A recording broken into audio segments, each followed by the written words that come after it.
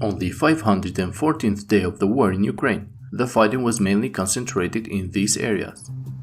Today, Ukraine launched a massive attack on military facilities of the Russian army in Crimea. Sources from both sides reported that powerful explosions were recorded in several cities of the Crimean Peninsula.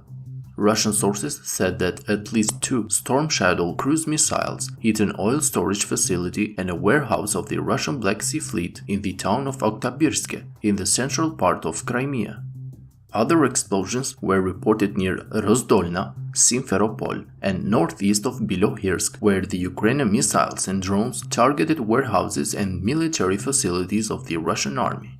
A few hours later, another powerful explosion was reported by Ukrainian sources south of Kherson Oblast, in the city of Skadovsk, where, as a result of the Ukrainian attacks, Russians reportedly lost at least 24 soldiers, 2 S-300 air defense systems, 3 armored vehicles, and a warehouse of drones. The Ukrainian president, Zelensky, said that the Crimean bridge is a legitimate target for the Ukrainian missiles, because according to him, the bridge is being used by Russia for military purposes and thus it brings war and not peace to Ukraine. Friends, if you like my daily updates, I kindly ask you to hit the like and subscribe buttons, as this will greatly help the channel to reach a wider audience. Thank you. In Svatove front, Ukrainian sources confirmed the advance of Russian forces southeast of Svatove, more precisely in the areas west of Kovalivka-Karmazinivka line.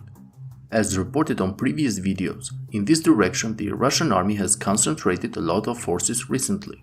According to the latest reports from Russian and Ukrainian sources, Russian troops have advanced further west and managed to take control of the forest areas, thus creating a bridgehead across the Zherebets River. Although the area taken by Russian forces is a good tactical position, the Ukrainian forces continue to hold the heights a few hundred meters west of the forest and fighting is still ongoing in these areas. In Bakhmut front, clashes continue in several locations. It is reported that today the Russian forces tried to counterattack and repel the Ukrainians in the direction of Orikhovo-Vasilivka and Andrivka.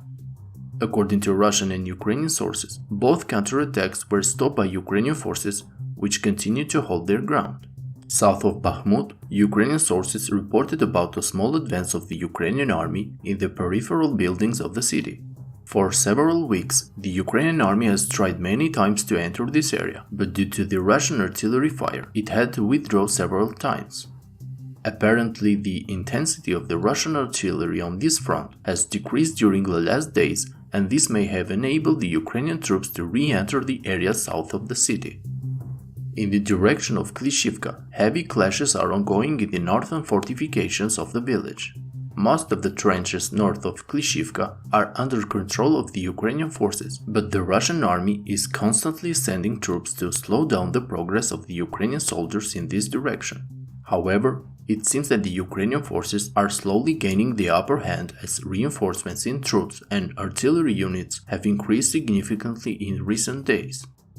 That's all for today's update. Thank you to my Patreon supporters and have a great day.